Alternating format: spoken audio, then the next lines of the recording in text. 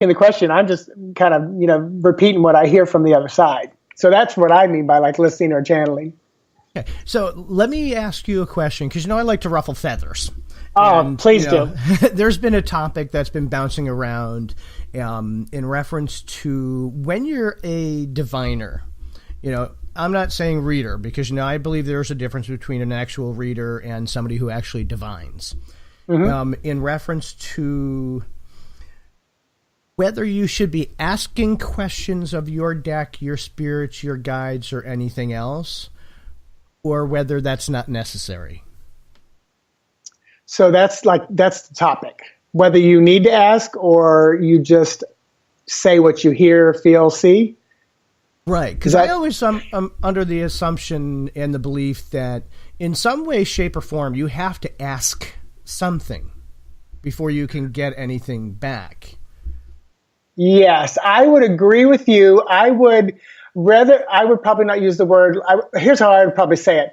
What is the intention I want to set? And that's pretty much the same thing as asking a question. My intention is to get information, or my intention is to help this client. Then I say, what do you got? And it's funny you say that, because here's how a typical session, when someone calls me, Skypes in, or comes to my home office, I'll say, okay, I set the intention, and the intention is, and my intention is that we would receive healing, guidance, confirmation, grounding, balance, peace, harmony, alignment, joy, abundance, love, great care, compassion, health, abundance, safety, courage, and encouragement. I set the intention we would resonate, operate, and vibrate in the highest frequency of the divine source, that pure white light, love, God, goddess energy, whatever you may call it. And I invite your and my angels and guides into this session, as long as they stay in high vibration and play nice. And that's like my little mantra, and that's our protection. And I say all of this for our highest good and greatest growth, and so it is. And then I say, now, you've got to answer probably the hardest question today. How do you want me to work? And I say, if you have specific areas in your life you want me to look into, I can do that. But I say, if you want me to do what I call dance for grandma, then I will do that too. And for me, dance for grandma basically means I just throw the cards down and I just allow spirit to start speaking. Most of the time, probably 85% of the time, they're saying just dance for grandma, because they know me. And usually what I come up with was exactly what they needed to know. So I'll say, is there anything I've missed, or something you want me to go back to or look into or dig deeper? Then I'll go back and either pull more cards or just ask more questions of spirit, and just kind of open up. It's I'm just fine tuning the dial on the radio to what channel I need to hear, and then just repeating what I'm hearing. So your intent basically is still asking, because you are calling upon your guides, your spirits, whatever energies that you work with, to come and be present. Yes. To tune into whoever it is that's coming into you. Yes. And I think what people misunderstand, and I think this is where this whole topic has bounced around, is in the word intention, you still have to have words. You still have to have some, whether it's verbal or mental communication with your guides, your spirits, so they know exactly what it is that you're looking to do. Yeah. I agree. You do. Because otherwise you're thinking, how do I want to say this? Otherwise you're thinking that it's just all you, and it's not. Anybody can throw cards down and read what cards are according to, the tradition, whether it's Lenormand, whether it's T cards, and going by specific meanings and adding cards. But when you're dealing with spirit and wanting to do divination, which I consider to be specifically working with spirits when you are doing work. Yeah. The intuition part is being able to take the information that's coming from spirit and communicate it to your client in a way that they can understand it. Yeah. And if I am delivering it, I'm also somehow interpreting the words I'm hearing, or the feelings I'm getting, or the images. And that's the challenge too, because one of the main things we're talking about tonight is putting layers into your reading. Yes. And that's what, because when I say, I am often I'm a bullet point direct kind of guy, and I'm like, here's what I'm seeing, and here's what I feel and think it might mean for you. But I feel like it also might represent this, so I don't just say, here's the answer. I say, here's what I think, here's what I feel, here's what I'm seeing, and then it's almost like, again, it's like I add all the ingredients together and then I present the final, like, here's the final product of, what you've been asking or what you're wanting to know or what the message I believe Spirit is delivering at this moment to you. Right. And it's important because we have to be able to listen to the nuances. Sometimes we get, like I'm a medium, I'm intuitive, I have clairaudience, clairvisual. Sometimes they literally like feel like they're popping me on the head with their fist. Yeah. My whole top of my body will go numb.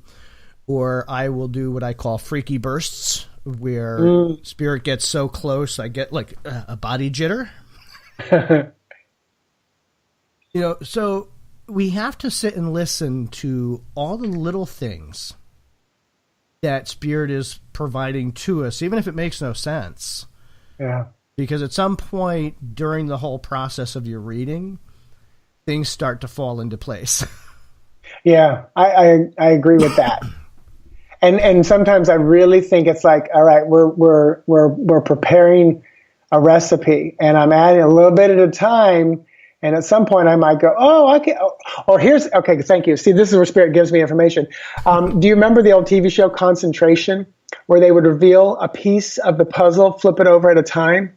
I mean, it's like that sometimes. So if you have like a jigsaw puzzle in front of you, but it's all face down, and you one piece at a time flip it over. Well, at some point, you're going to kind of go, ooh, I think I recognize that.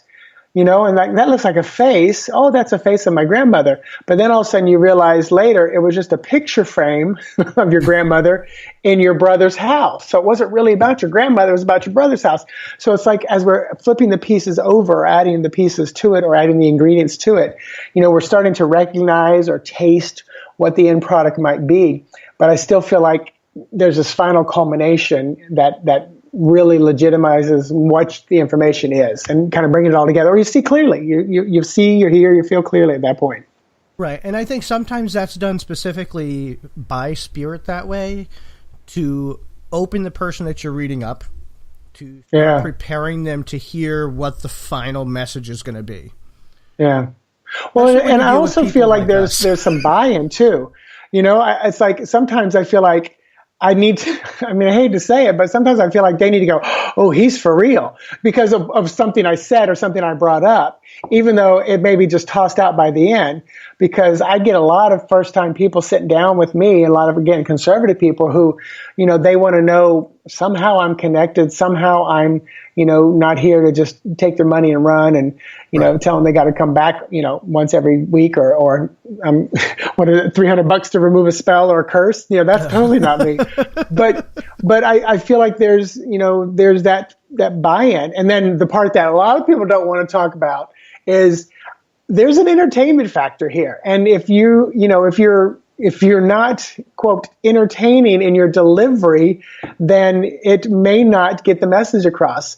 Because if it's boring, and I know this sounds horrible, but I still think there's an entertainment factor in delivering the message. Or else, I don't know. But that's another can of worms, that has been opened before. And I always say, I think there is. Because you have to have a particular rapport, with your client. And it can't all be, how do I want to say it? It can't all be, fluffy roses or rainbows, or it can't all be doom and gloom. You've got to interject personality. You've got to interject sometimes jokes. Sometimes Spirit themselves will be funnier than shit. Yeah. And pass a message straight through my lips, and the client will laugh hysterically. Yep. And sometimes that's really to loosen them up and say, hey, it's not so serious. Yeah. Yeah, I mean, I love when, like, I'll be sitting there and Spirit says, tell them, yes, I see them when they're having sex with their boyfriend. And I'm like, oh my gosh. And I say, listen, I don't know if this is one of your questions, but are you wondering, does your ex-husband see you having sex with your new boyfriend? Because if that is one of your questions, then yes, he does. And yes, that's what he's telling me to tell you. And they literally will probably start crying because I'm like, I told him to tell me if it was okay and that he could see us. And so I'm like, okay, good. I'm glad it made sense because I had, and here's what I do. When I get an odd message like that, or I feel like even when I'm using cards and I feel like what the card is representing for me at that moment, a little more non-traditional message or a little non-traditional meaning of the card, I will ask 3 times in my head, do I need to say this? Yes. Do I need to say this? Yes. Do I need to say this? Yes. If I get 3 yeses, I say it. That's kind of my buffer. Do I need to say this? Yes. And if they say no, one of those 2 times, I'm like, and I just let that go. I just keep it as information for me. For me, I ignore those weird messages until they start acting like like the movie Ghost. Henry VIII, I am, over and over again. And when they won't leave me alone, it's got to come out. Yeah. So Stephanie Francis in our chat room wants to know, how can one be more open to receiving more information from spirit? Yes. So, Stephanie, I'm going to give you what I think probably most people will say, and that is, meditation, be more mindful, making that connection on a daily basis. That is, I think, probably one of the biggest things that I coach people on. And then also, Stephanie, I don't know if you've got a community where you can go. I mean, I grew up in a tiny little community in Winter Haven, Florida. But then when I got to Orlando, Florida, I had people I could go to meetups and classes with and stuff. So get with teachers and learn things. And I'll tell you, one of the best things I ever did was one of my first classes. It was 6 weeks, every Tuesday night, 7:00 at Avalon Beyond, which is a bookstore in Orlando. If you guys get to Orlando, go to Avalon Beyond because it's amazing. They've got everything there and tons of cards to look at and a lot of pagan stuff. But I went and it was 6 weeks and my teacher, Kim Wade, she called it a mixed bag of tricks because it was listed out. One night we were going to do tarot cards. One night we were going to do runes. One night we were going to do psychometry. One night we were going to do tea leaf readings. So we did a bunch of different things. And all I remember thinking, signing up was, I can't wait for psychometry. I don't even know what it is, but I can't wait for that. I just kept thinking, I can't wait for that night. And when I drove home that night, and it was funny because my now husband, then 3 or 4 months of dating boyfriend went with me, which was bizarre. God, he was loving me then because he was like going to these crazy classes. And I remember we driving home. He's like, how did you know that stuff? I said, I don't know, but because psychometry is when you touch an object and you feel impressions, you get information through an object.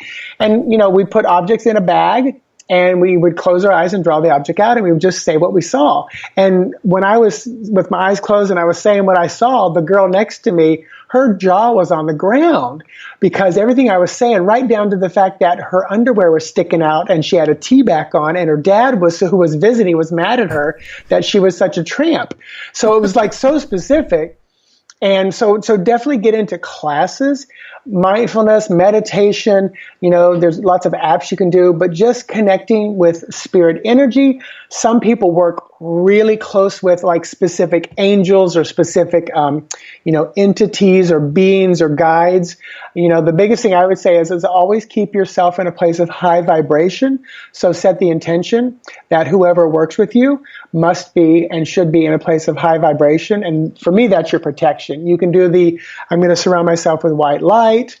Only those who are good and wonderful can come to me and work with me information-wise. And you set that intention anytime you do the work. I believe you set it and it's there. And you can always reset it. But if you trust that you're protected, you'll be fine. And that's what I believe. A lot of people believe you got to do it every single time you work. And I pretty much said, you know what, guys, I'm here. As long as I keep my vibration high, you're allowed to come in and work with me. So, Stephanie, I hope that helps. Yeah, and I do, mine's kind of automated. It started out with deliberately calling and asking and telling them, okay, I'm here now. I'm ready to receive my messages because I work with my Boveda, my ancestor altar. And I only allow good spirits to come in. And that's part of what I say a lot. But now, since I've been doing it for so long, I'll light up my altar. I'll knock 3 times on my altar, and I'll call my ancestors. And they know that when I sit at my reading table,